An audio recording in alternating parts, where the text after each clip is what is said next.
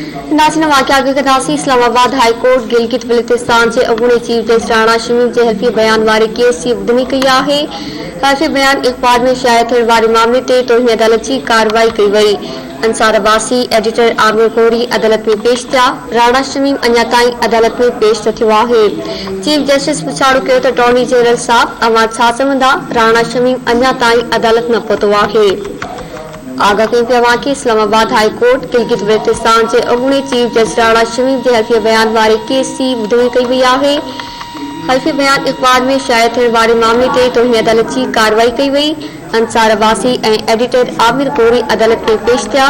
राणा शमीम अञा ताईं अदालत में पेश न थियो। चीफ जस्टिस पुछाणो कयो त अटॉर्नी जनरल साहब अवां छा चवंदा? राणा शमीम अञा ताईं अदालत न पहुतो आहे।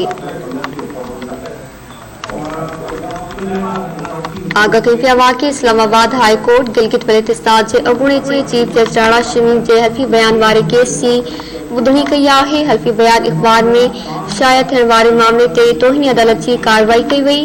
अंसार अब्बासी एडिटर आमिर कोरी अदालत में पेश थिया। राणा शमीम अञा ताईं अदालत में पेश न थियो आहे। चीफ जस्टिस पुछाणो कयो त अटॉर्नी जनरल साहब अवां छा चवंदा? राणा शमीम अञा ताईं अदालत न पहुतो आहे।